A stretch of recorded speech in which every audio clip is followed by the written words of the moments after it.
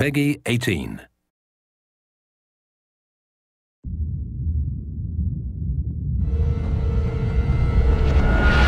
Hey everybody, Zachary Levi here in the heart of London's famous West End. Behind me is BAFTA, the British Academy for Film and Television Arts.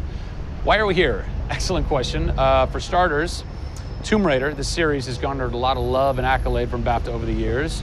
Some of the key players on Crystal's dev team are BAFTA LA members. And to top it all off, legendary video game composer Jason Graves is a BAFTA winner. We're going to catch up with him in just a bit, but first, a little trip to Raleigh, North Carolina, where we go behind the scenes at Jason's recording studio.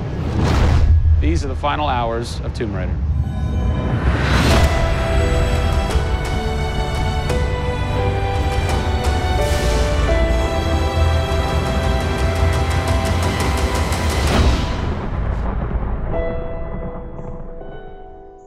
The first thing we did was the theme.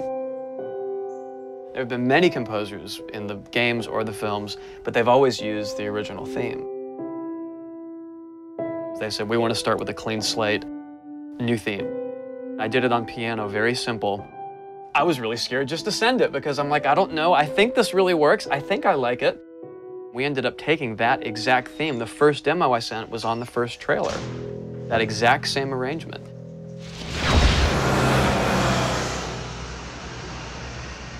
So, Jason, currently you're working on this reimagining of Tomb Raider.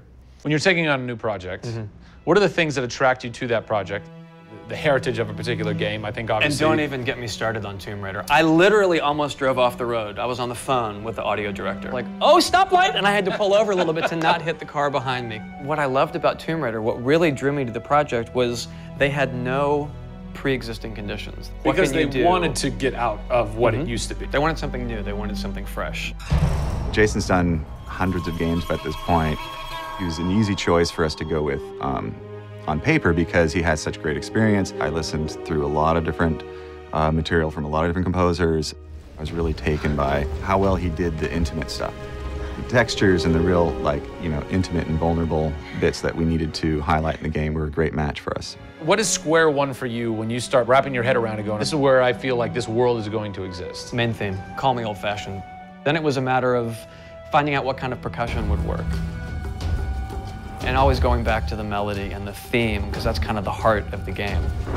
The most signature thing that we need to get right is Lara's theme.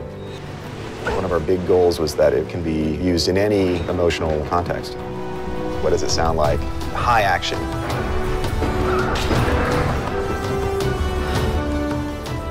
What does it sound like when she's in pain?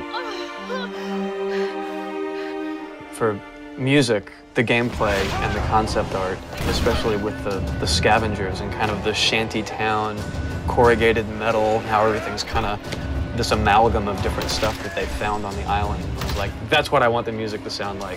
The bad guys are playing the music now. Alex said something like, it'd be really cool to have something, chains on a metal board or like you're banging a metal fence. 2 weeks later, Jason calls me up and he's like, so this guy who's like this sculptor who lives right around the corner from me, I was talking to him about the idea of creating an instrument.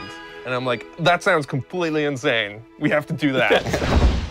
Tackling the score to one of the most iconic franchises in the world brought a unique challenge. How best to capture the emotional timbre of the characters and island in music? People, I give you the instrument.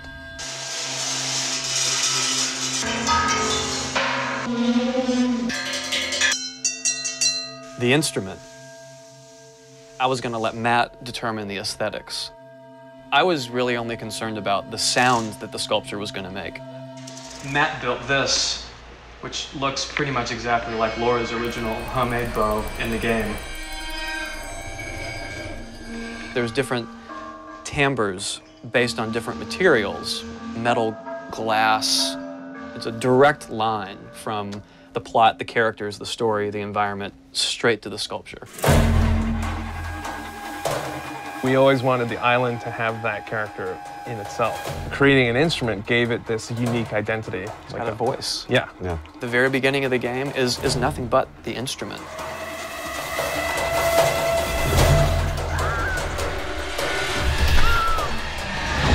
Who do you look at in video games or in film that you go, what they've done has shaped who I am and what I do for a living? They're all dead, unfortunately. What? Yeah, I know. It's classical composers.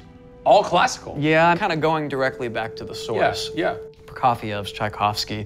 Even for some of the scary stuff, you've got Penderecki, who's a Polish composer. Actually, he's still alive. It kind of goes back to ballets or opera, which is kind of the precursor to film and video games. You know, they were telling a story. Yeah. And that's what I love about that music. It tells a story. Even if you don't know the plot, you can listen to it. And film music's the same way.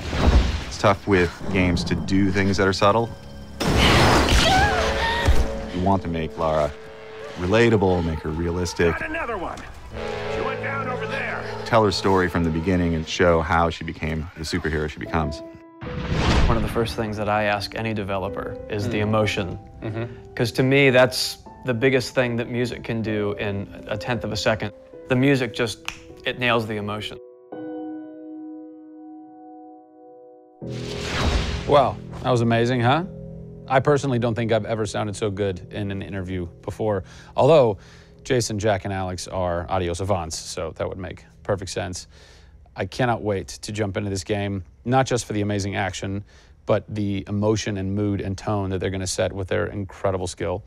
Tune in next time for a special secret announcement that is going to change the way you play Tomb Raider forever. See you soon.